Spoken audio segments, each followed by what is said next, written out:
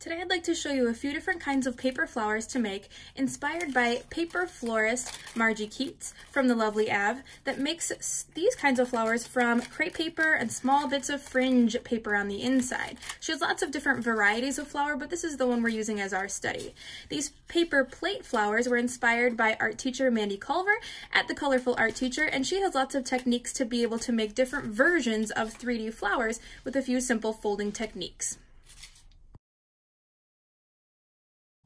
The first type of flower we'll be making is something I call a fringe flower, and this is made from a simple paper plate. The cheaper, the better, and we use the inside to help kind of ground that piece at the end so it has a little base to sit in. One of your examples could look kind of like this, or if you decide to do a different edge, you could have varieties that are rounded or simply just more of a bud shape. So to start, we use painted paper plates, painting the both sides with analogous colors, but you can certainly use just a white paper plate if you're looking for a more clean and modern approach. You're going to cut along the circle edge to cut out that outside ring.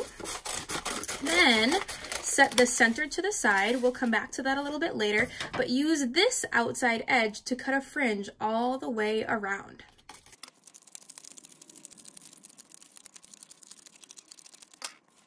After the fringe is cut all the way around the outside edge, you're going to carefully curl and roll this inside edge until you've got a very tight coil of your fringe.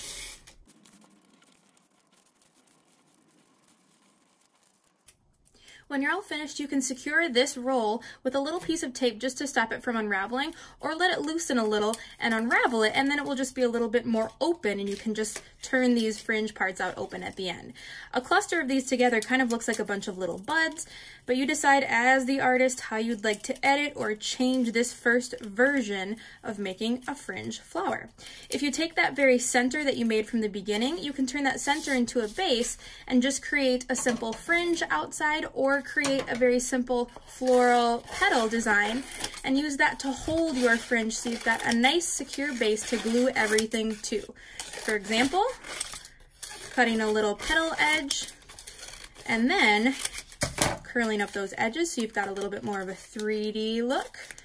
giving it a little bit of a curled edge, and then you can take any type of glue, Elmer's, hot glue, or in this case we're just using tacky glue, to just do a few little dots in the middle to hold that fringe center that you did into the very middle of your flower.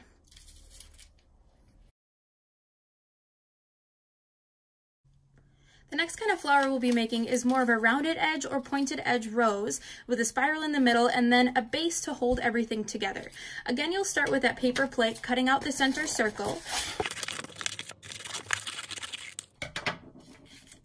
Set your circle to the side, and then decide what kind of shape you'd like. Again, always working with this outer edge, since when you roll it up, that outer edge is the point that's going to show up, and keep the flat part down so that when you glue it to the base, it's got a nice firm flat edge.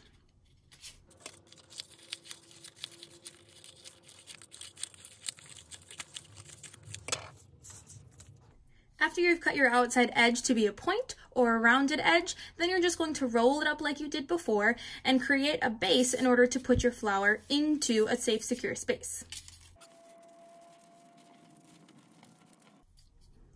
If you like it to be tight, kind of like a little bud of a flower, you can tape it like this to secure it, or you can pop it open a little bit, and then you'll have a little bit more open space to be able to kind of move and position your flower center the way you'd like it.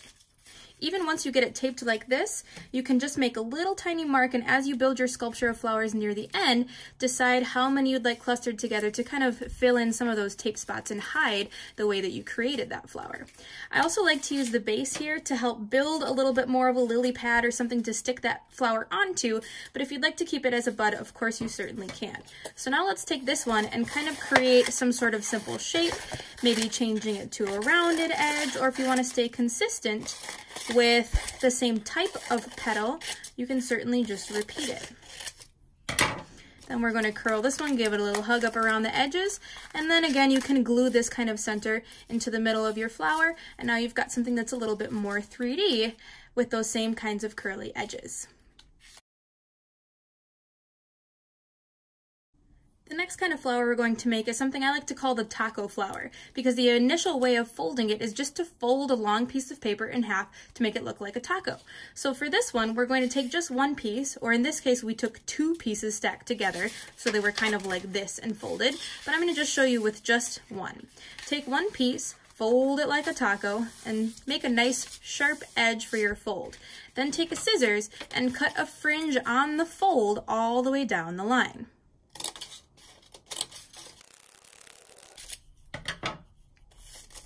After you've folded your entire fringe, you can now roll from end to end so that your fringe starts to curl up and make an opening so that it's a little bit bigger on the outside and a little bit more compressed on the inside. Once you've finished rolling, simply tape that little edge together, and you can decide to either just fold out these points, maybe just pull them apart a little bit and kind of pop them open so they've got more of a petal edge, perhaps curl them with a pencil, or decide what other kind of techniques you can try to make this flower a little bit more 3D. Maybe using the center of another plate is a good way to give it a base, or use this one as part of a little bit of a bud of a flower, and you can set it inside somewhere if you'd like it to be a little bit more 3D.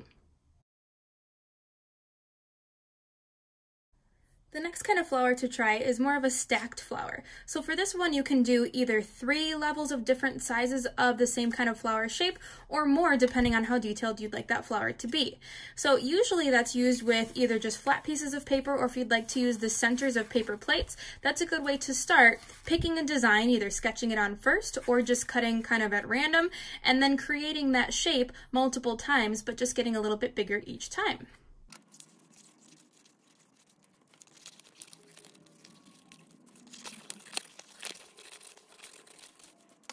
Once you've cut out 3 sizes of flowers, simply curl those edges, roll those edges up a little bit to give them a little bit more of a 3D look. Maybe fold them at the edge.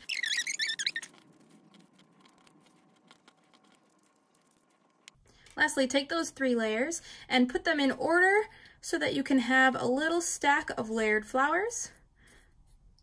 that you can add either maybe a little fringe to, or some sort of center to the inside of your flower, but has a lot of 3D look, especially if you have 2 different colors of paper or 2 different painted sides on the paper that you're using.